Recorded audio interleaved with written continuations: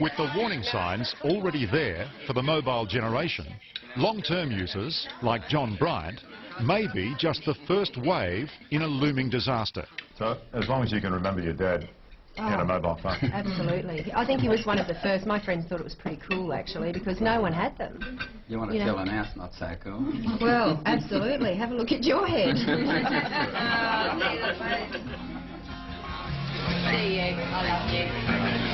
With time running out, John is setting out for Sydney for emergency surgery. He hopes Dr Teo can buy him precious extra months with his family by removing his tumour. Good luck. Sure you won't need it? No, but, you know... All the best, huh? Yeah, though I'm strong, so, you know. I've got a lot of trust in Teo too, you know. I'll be alright, I'll still swim around. Yeah. Oh, no, I can fight this one easy. Yep, that's to go through that. Yeah. The spirit fights, yes. Yeah. I love you. I'm going to make a little opening in the brain right here. It's a 3-hour operation requiring pinpoint accuracy and very steady hands. So if you go 1 or 2 millimetres the wrong way, he'll be paralysed. Oh, absolutely. See that brain right there? If I damage that brain right there, he'd be paralysed. It's like chopping off his leg, or chopping off his arm. Oh, that's horrible. Is that all tumour, Charlie? Yeah. It's not pretty, but take a good look. In the future, hundreds, possibly thousands of Australian mobile users could contract brain tumours every year. And until we get our heads out of the sand and realise that something needs to be done, then more and more young people are going to die from this terrible disease.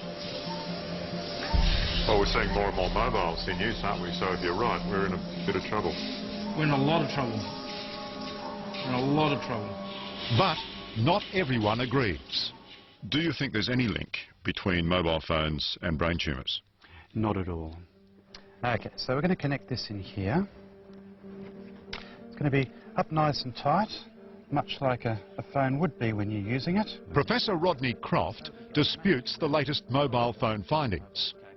He's heading a national research project into the effects of electromagnetic radiation on our brains. He admits the radiation does get in. So electromagnetic radiation is actually passing over the top and into my head now. Exactly, that's right. So the electromagnetic radiation from the phone is penetrating into your head. Not a lot of it, of course, but there certainly is some absorption by the brain and by the tissues around the head. But critically, Croft assures me the radiation is so low, I'm perfectly safe.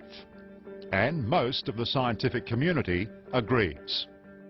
So the mobile phone does make the brain heat up slightly? It does, about 0.1 of a degree centigrade. That's absolutely right. But that kind of level is not the kind of level which is normally needed in order to cause some sort of damage. People usually think so long as the brain doesn't increase by more than, say, 1 degree, we've got nothing to worry about. So they've got it wrong.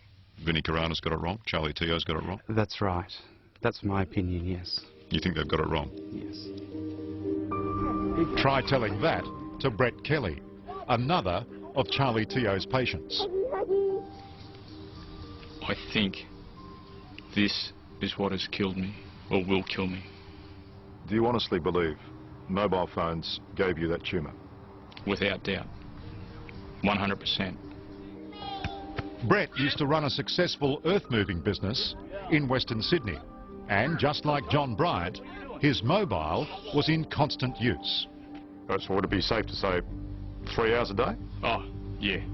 Yep. Okay, the next scan's going to be 2.5 minutes. Just keep trying to hold very still.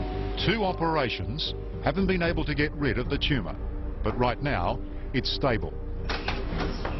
Sadly, Brett knows it's only a matter of time before it starts spreading through his brain. How long do you think you've got? I think maybe 6, 7 years at my very, very best. That's not tumour there. Okay, look good, look good. Once, brain tumours were a relatively rare cancer, but not anymore. And Charlie Teo's biggest worry is that their dramatic increase has coincided with a boom in mobile ownership. There is now a true exponential rise in the incidence of brain cancer, and so we have got to be responsible about all the potential causes of that and at least make the public aware of those potential causes. But that's my whole point. If you and your colleagues are right, there's going to be literally thousands of people who will be affected at some point down the track. Yes, absolutely. Now again, not everyone who's used mobile phones, because again, not everyone who smokes gets lung cancer. But we believe that a lot of people are going to be affected. Do you own a mobile phone? Yeah, I own a mobile phone, and my children also own mobile phones, but I insist that they limit their exposure. And the way they do that is I almost always put it on speaker or hands-free. Hey John, it's Charlie here. Surgery's gone very well. Good boy. Margaret, things have gone very well. Oh, has it? Yeah. Good, wonderful. Yeah. It's Yeah. Good, very good. He's moving already and doesn't appear to be paralysed, so... Yeah. It's just magic, isn't it, when you think that... A few days later, and John Bryant is up and about.